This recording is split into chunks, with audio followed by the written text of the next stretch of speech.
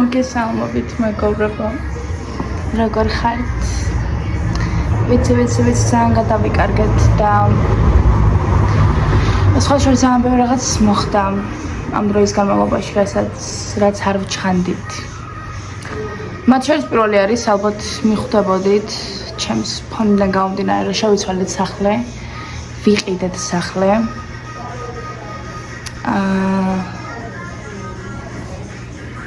მოგიხსენებათ, დედაჩემს აქვს მალე ქორწილი ივნისში. ცალკე თემა რომ სამზადისი და ასე შემდეგ თან ეს სახლი. მოკლედ მოგიყვებით ყველაფერს რა ნელ-ნელა და ვფიქრობ დავბრუნდები კიდეც, მაგრამ ეს კონკრეტულად ეს არხი იქნება ჩემი. იქიდან გამომდინარე, რომ ვიცი მილიონი YouTube არხი მქონდა შექმნილი და ძალიან ბევრი გაწვალეთ ბოდიში. წყდება ეს მეილები, მერე პაროლები და ასე შემდეგ. რამდენჯერაც ჩავწერე, ან დავსკრინი, ან რამე, ანუ ტელეფონი ქრება. ნუ არ ქრება, ეთყობა არ ვინახავ რა ნორმალურად, თორემ გაქრობით არ გაქრებოდა. მოკლედ დედას დაბადების დღის მერე ერთი დღეს მერეკავს დედა. სახლში ვართ მე და ოთუნა.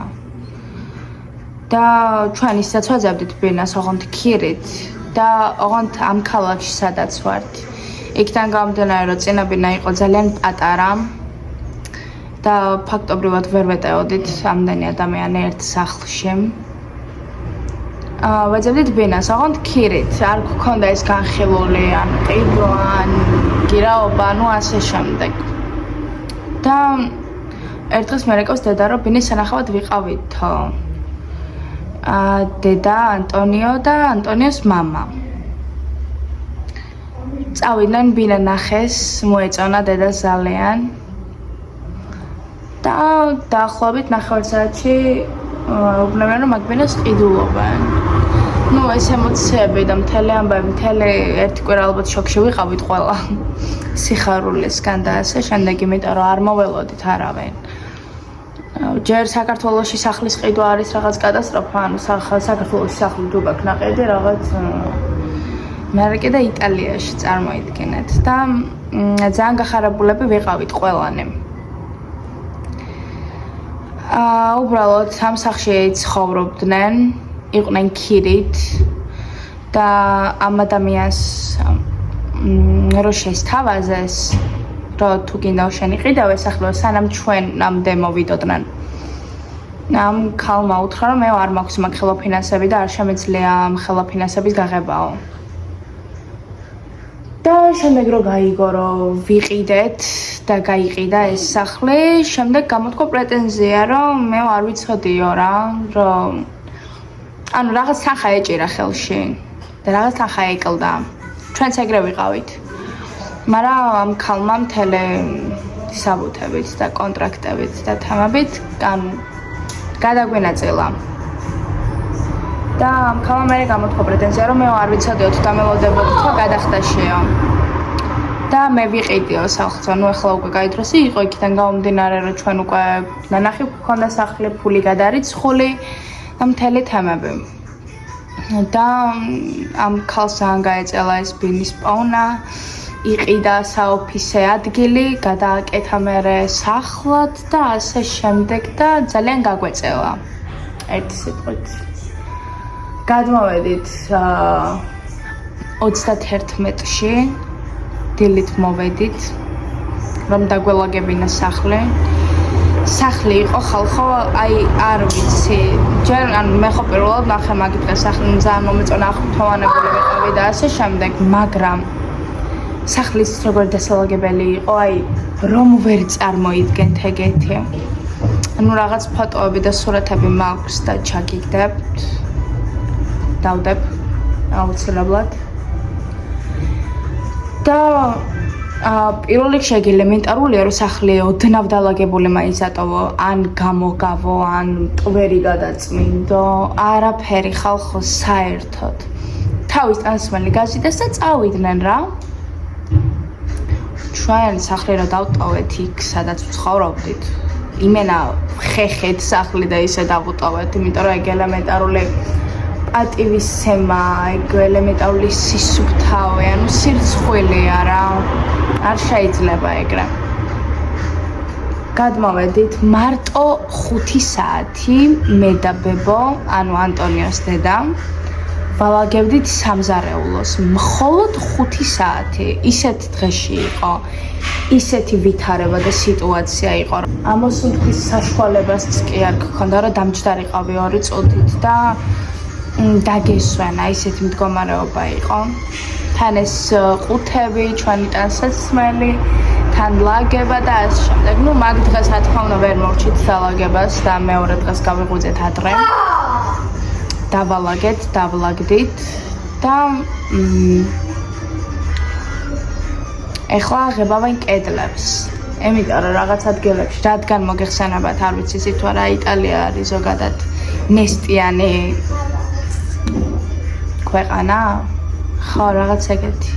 ყველასთან ესეა თითქმის. ნუ სეკუნდომე არ ვიცი ზუსტად, ვერ გეტყვით, ვერ დაგიზუსტებთ, მაგრამ მე რაც მინახავს, ვისთანაც ყოფილ ვარ, ყველგან არის ნესტი.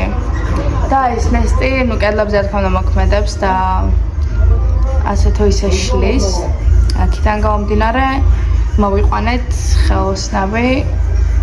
ხელოსნები არა, მაგათ ქვიათ, არ ვიცი ქართულად, მუშები, ხო. მოვიყვანეთ და აკეთებენ ახლა. აქ პატარა ვიდეოსაც ჩაგისვამთ, როგორ აკეთებენ. 3-4 დღე ესე იქნება. გუში რო დავალაგდით და ამ შემდეგ გავაკეთეთ ლაზანია და საჭმელები და ამ შემდეგ. რამდენას შემდეგ ვამბობ. გავაკეთეთ და გქონდა ოჯახური ვახშამი. ბებოსთან და ბებოს ქმართან ერთად. საბათი ჩვენთან ერთად იყო. ძალიან ბევრი კითხვებია, რომ საქართველოში ბრუნდები თუ არა ისევ და ვაპირებ თუ არა და ან თუ ვაპირებ როდის ბრუნდები და ან თუ არ ვაპირებ, რატო აღარ ვაპირებ და ასე შემდეგ და უბრალოდ ცოტა დრო მომეცით, მაგაზეც ვისაუბრებ აუცილებლად. უბრალოდ მჭირდება ცოტა დრო. რომ გავერკვე რაღაცეებში და ზუსტ ინფორმაცია მოგაწოდოთ, იმიტომ რომ რამდენჯერაც ვთქვი, რომ საქართველოში ვბრუნდებოდი, იმდენჯერ არ გამოვიდა რაღაც საქმეები ეს. ბევრი რაღაც სჭირდება, იმიტომ რომ მე არ მაქვს პასპორტი. ჩემს პასპორტს გაუვიდა ვადა. და აქედან გამომდინარე არ შემიძლია იტალიაში პასპორტის დამზადება.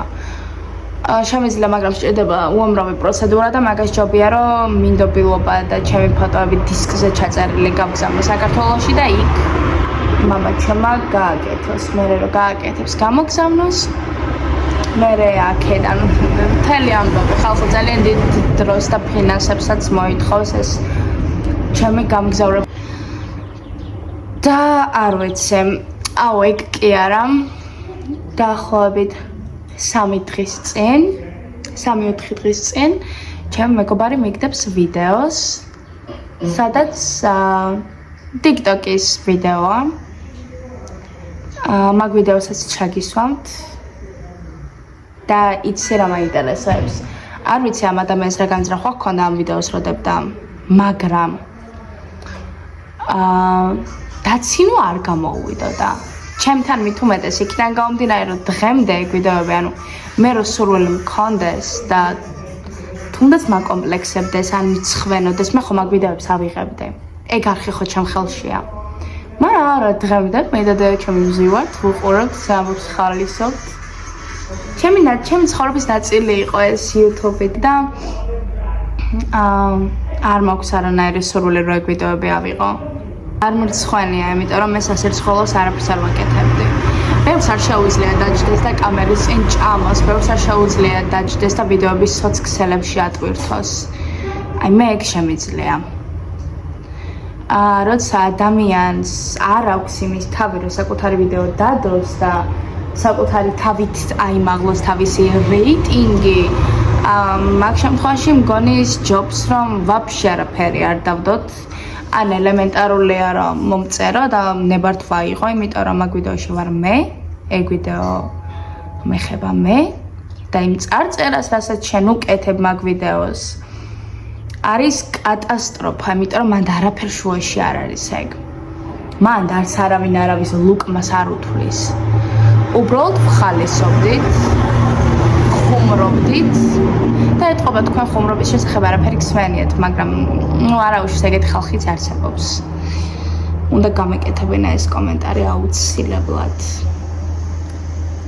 ვერ ვფიქრობ, რა კონტენტის ვიდეო შეიძლება დავდო.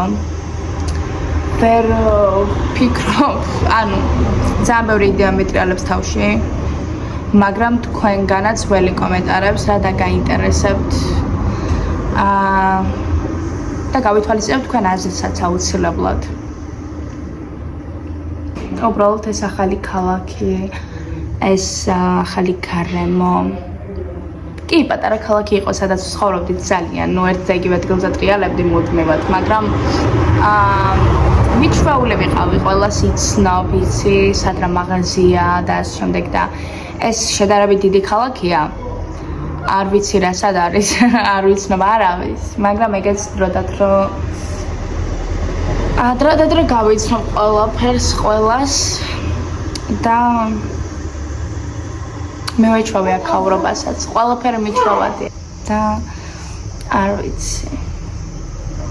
გამიხარდება თუ გამოიწერთ ახს, გამიხარდება თუ დამიწერთ კომენტარებს. ძალიან მომენატრეთ, ძალიან.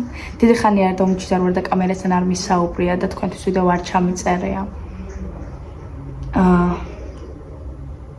ცოტა მეუცნაურობა ახლა, მაგრამ გადაჩვეული ვარ. მივეჩვევა მაგასაც. ფიქრობ თავს აღარ მოგეწყენთ. დაგემშვიდობებით. მიყვარხართ. გამოიწერეთ არხი და ლაიქით ვიდეო.